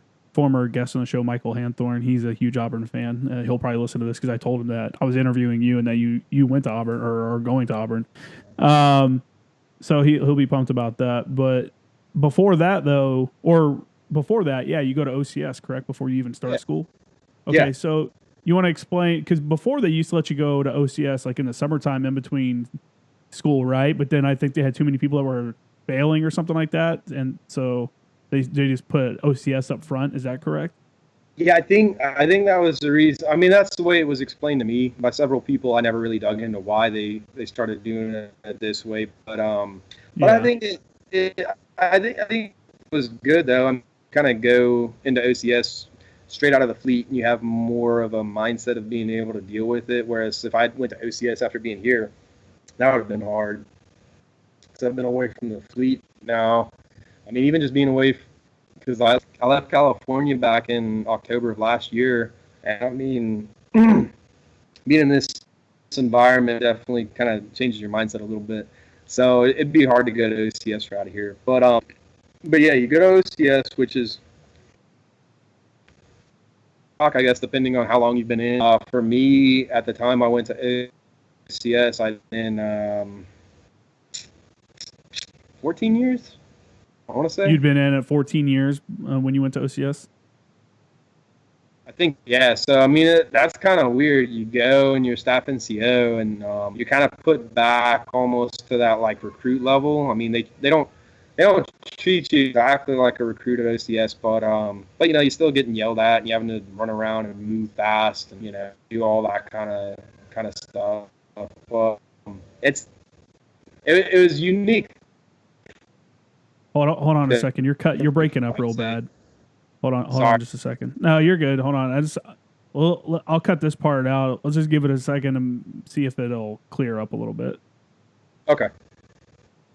I don't know. Let me make sure it's not anything on my end.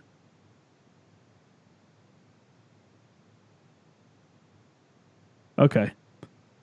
Yeah, you don't sound like you're breaking up or anything. You look like you're moving around fine. It just gets super choppy sometimes, and I know some people that aren't listening or people that aren't watching it and only are listening to it, all they hear is the choppiness. So sometimes I got to cut it when that's happening. So you're the first person I've had on that was that has gone through the MECEP and has gone from enlisted to officer. So someone that went to Paris Island, correct? Yeah. So what was OCS like for someone that went? What are the big differences between enlisted boot camp and OCS that you saw? Right. So I would say some of the biggest differences are the way that you're treated. Like in boot camp, you're kind of like that pure scum. You're always getting like quarter decked, and they're always screwing with you and stuff. In OCS, it's not quite like that. Like they're screwing with you. They're trying to put you under stress, but it's not that same sort of instant obedience. Like there is the instant obedience to orders, but I think the mindset there is seeing if you have the capacity to like give orders as opposed to just immediately like react to them. So the way that they treat you is a little different. Like in OCS, eventually after what is it, like 2 weeks, you start getting liberty to go out and go out on the weekends and kind of like reset, which is crazy. That's so crazy. It's nice. It kind of messes with you a little bit though, because then you're like, man, I really don't want to go back and deal with that the next week too. Do you have Well, a lot of people like quit every Monday? no, I mean not that I saw. I mean maybe in other platoons. Our platoon was pretty tight though. We didn't really have anybody. We had like one dude quit because they don't even let you quit until like I don't know the second week, like before the or after the first Liberty period or something. I think is what it is. Mm-hmm. We had one dude quit, but other than that, I mean everybody was pretty much there to do it. So Which that's a different aspect because officer training is to screen you to go be an officer. It's not necessarily like you said boot camp where you're, you know, instant willing obedience to all orders, respect for authority, blah blah blah. You know, I still know the whole fucking thing from saying it a million times at boot camp. So with that, what's the attrition rate? Is it a lot higher at OCS than it was in boot camp, or what do you think? yeah, In your perspective, at least. yeah, it is.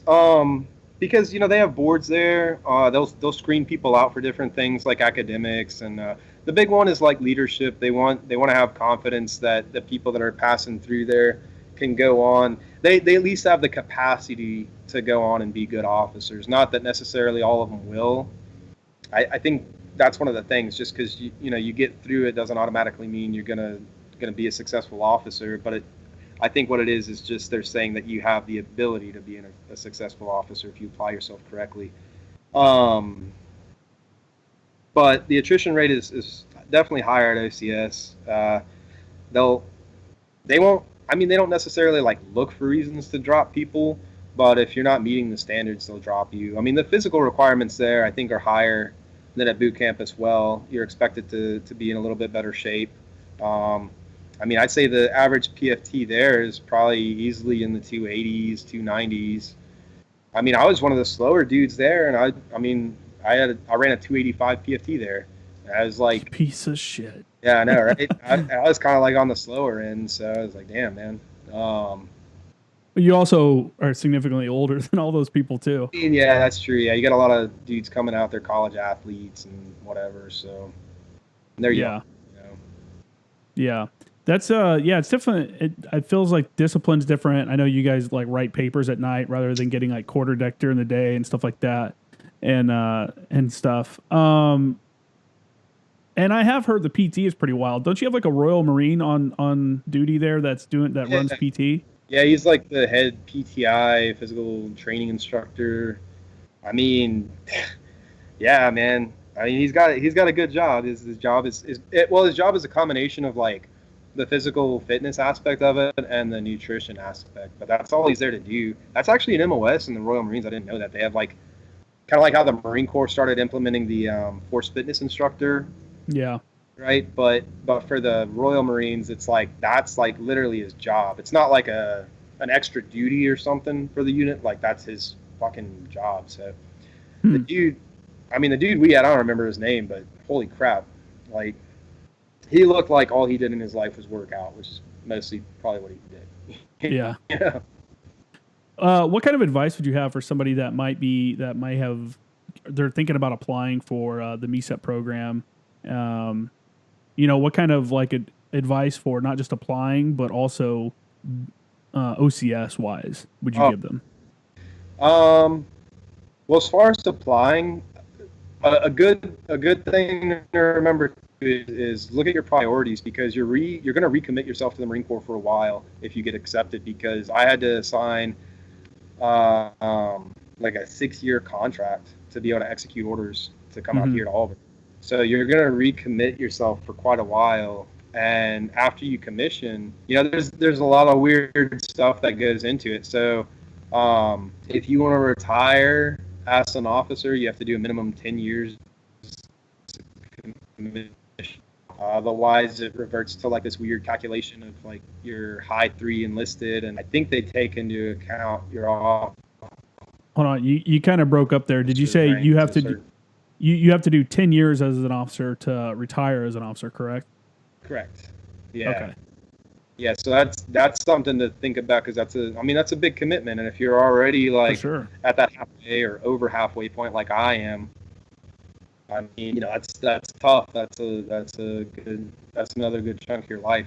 So it's important to think about that. And then as far as OCS, I mean, really, going there as prior enlisted, a lot of people are going to look to you for advice, but you're going to have kind of a varying degree of ability to really give any good advice. And I say that because they don't concentrate as much there. Like, I mean, they do concentrate on appearance. You're going to do like uniform inspections and all that kind of stuff too, like you did in boot camp. But they're more going to look at leadership evaluation exercises. So, I mean, like SULEs, like squad unit leader exercises and things like that. So it's hard because everybody's got a different background, so everybody has a varying degree of input. And OCS is like this weird kind of like magic land where it's not you're not really doing 5-paragraph orders, but you kind of are.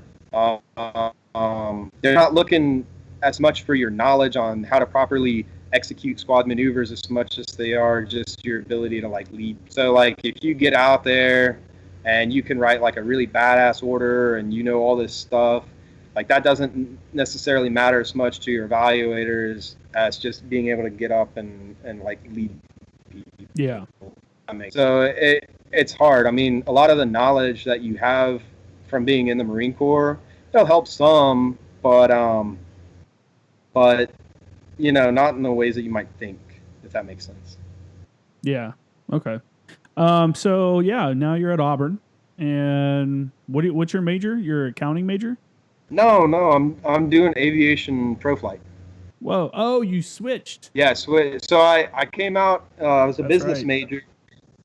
Yeah, and so I mean, our kind of like 10-year plan now is that, you know, once I retire from the Marine Corps, we want to come back here to Auburn. I want to open up a drop zone. So I was doing a business degree because I plan on I'm going to open up a drop zone. Why don't I just do this? They offer this program where I'm going to get my pilot's license. I can get my CFI, my certified flight instructor and all that. And then the degree itself it just made more sense. So I switched over to that. And yeah, it's great, man. And so hold on a second. I lost you again for a second. Sorry. What was the last thing you said? I was going to say that's another thing about the MECEP program that a lot of people don't think about, and I think about till I got out here. You got to look at the college you want to go to. I already wanted to go to Auburn just because I wanted to, because it's where my wife's family went to school. We're from Alabama. It just made sense. So I didn't do any research and I called the AMOI early, and he's like a dude. I talked to a good dude, and hold on a second. What's an you want to explain what an AMOI is and all that, so people that so assistant Marine officer instructor, and then the Marine officer instructor. They basically run the midshipman portion for the ROT, because you're going to be part of a naval ROTC program. So it's like that's your command while you're in college, is the ROTC.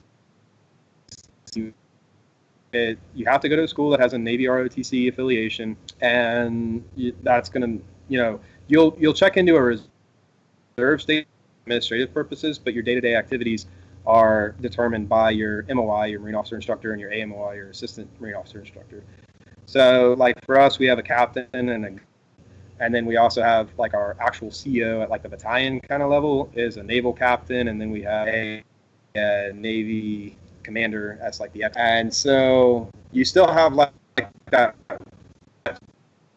structure there. At Auburn, we're a pretty small program when it comes to the MECEPs. Particularly, we only have like 5 of us here, and we're all older. We're all staff NCOs, and so they still have us. You know, we still got to do the ROTC thing. We go and we like PT. We go to the classes. We still have those requirements, but for the most part, they're kind of hands off. They're like, hey, you know, do your classes, do well in your classes.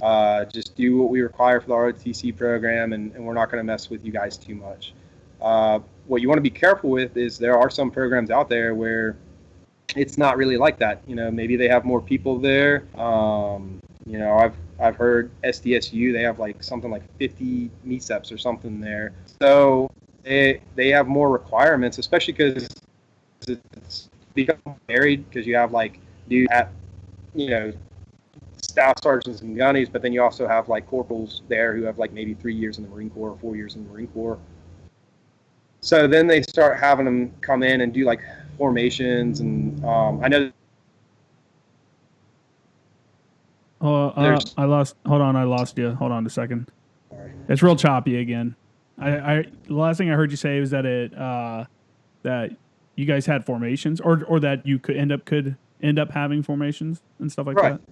Right. Yeah. Because I've heard some situations from friends of mine who are also in the MECEP program that they're at their commands, where like the people running it have determined, hey, well, these guys are still active duty, so if they're not in class between the hours of like 08 to 1600, they're gonna to the ROTC office and they're gonna sit. And it's like, so you go in there to sit there, like, what do you do? It's like, well, they'll have us like sweep and like clean and basically like do shit like when we were at 2nd Maintenance Battalion, like PFC. I was like, man, that kind of seems counterproductive to me. It's like, so you gotta kind of be careful when you're looking at the school you want to go to. Talk to the people there, talk to the people that are in the program, see how the atmosphere. Here we have a really good atmosphere, really good command climate. The focus is on making sure that everybody, stays on top of their studies and gets, the grades that they need to pass, and is also still doing their part. But we're not, I don't know, we're not doing all that extra stuff that can kind of make people miserable, Yeah, so it's real inconsistent. So every program's a little bit different, huh? And so it sounds like whoever's in charge at your MOI or AMOI can really have a real big effect on your life, either positive or negative.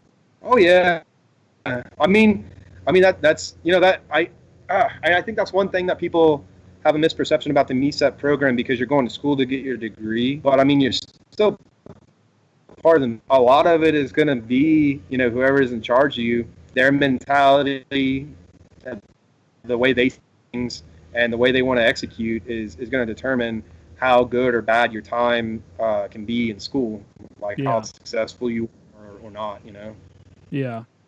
So I don't know about you, man. I'm you just finished up for the semester, correct? Yeah. Congrats, getting that first semester of real school done, right? I know. That's cool, man. I'm in the middle of, for the next 2 weeks. For people that are watching this, I'll probably put it in the intro as well. But I've only been doing one video a week this week and last week. But it's because I'm in the middle of like all my capstone projects, and my finals are this next upcoming week. So when everybody sees this on Monday, I'll be doing a final that day as well. But I have finals all the way up until like the May 14th. I kind of feel cheated that coronavirus has now made school online, because in my program specifically, you don't necessarily need a degree to go become a journalist or to become a documentarian, or or even advertising. So at SDSU, I'm in the journalism program, focusing on advertising. So I dabble in journalism with a focus on advertising. But I kind of use both. I kind of use it to my advantage, and I take more journalism classes than I need to, so I get a good mix, so I can, take either route when I get done with school if I want to. Right. But the things that I wanted to get out of school, like interacting with other people, networking, getting to do these programs, because SDSU has a lot of they'll do like professional trips up to LA to talk to advertising agencies and stuff like that, and stuff. None of these things are available anymore. So now I'm getting an email from a professor like, here's your lesson for the week, or here's your lesson for today, whatever. And it's just a PowerPoint. And then you're supposed to read through the PowerPoint. I have one professor that makes videos. So for me, school has been kind of ruined by coronavirus, and I'm not getting what I wanted out of it. Because those connections with people that I wanted to make and stuff like that are now being hindered. And I really feel bad.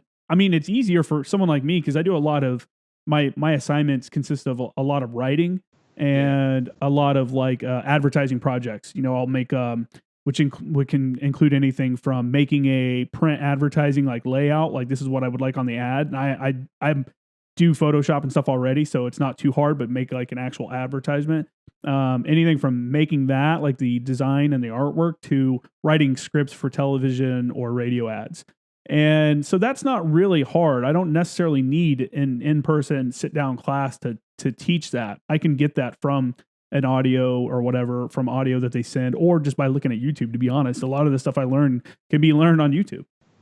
Yeah. Now, for people that are in like STEM majors, I couldn't imagine trying to do some kind of advanced math, you know, without actually being able to sit down with a person and go over stuff, like trying to do Zoom meetings. I haven't done any Zoom meetings yet. None of my classes do Zoom. I don't know if yours do. But I can't imagine having a more technical job like that, where you're trying to pick up these, you know, learn these really somewhat difficult tasks for a lot of these people. So I'd like to know how like coronavirus has kind of affected your education so far, and your thoughts. Kind of like I said, I'm kind of disappointed now, and I feel like school is more of a hindrance because it's keeping me from being able to focus full time on either podcasting or my website. And it's just another thing I have to do that's more of an annoyance rather than something that's benefiting me. So what's your take on it? No, I fully agree with you there. I was I was in calculus too when this was going on, and before, like when we went on spring break, I had a B in the class. I was probably going to come out with either a B or an A. I felt pretty confident, and then as soon as all this stuff went online, things got a lot more difficult. I ended up with a C, which, hey, you know, I'll take it, whatever. The rest of my classes weren't too hard. I was doing like microeconomics, accounting, and public speaking. So, I mean, those, I think I got all A's in those. Not worried about that. But calculus got really hard really quick, trying to do it online through like Zoom meetings. Like you said, it's hard. You definitely miss a big part of what school is supposed to be, which is that interaction, like you said. I'm looking forward to getting back to regular campus in the fall, because they moved everything for us. Still is online through the summer.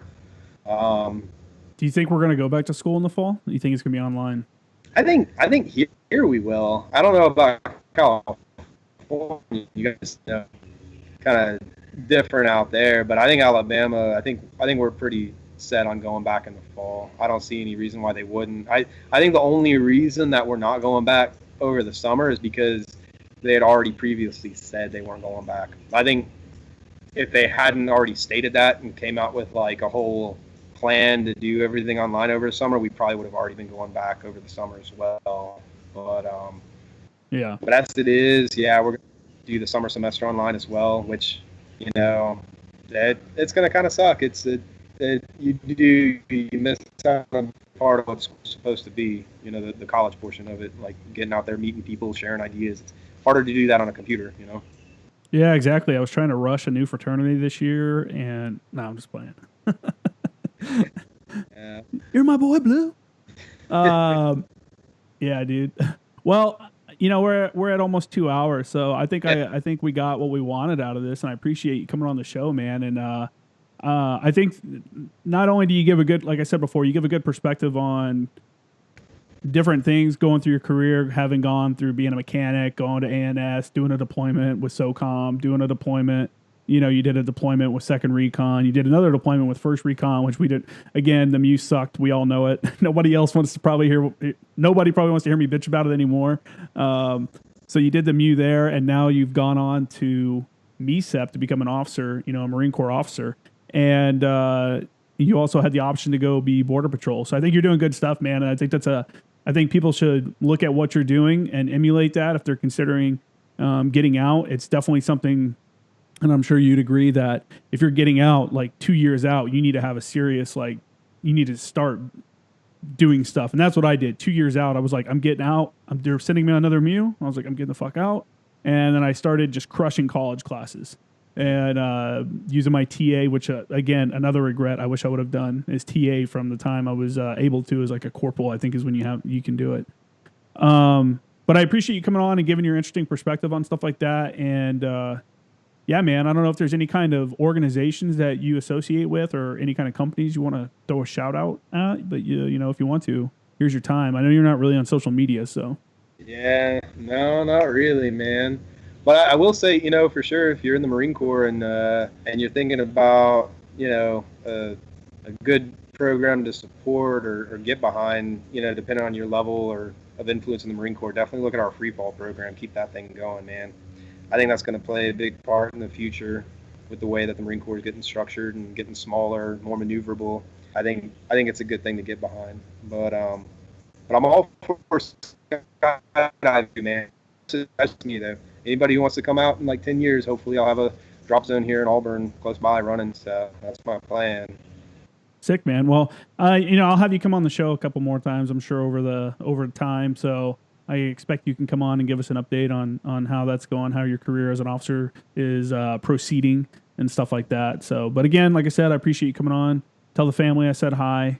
Give Joker a belly rub for me. All right, man. We'll talk to you later. All right, man. Have a good one. You too. Bye. Bye.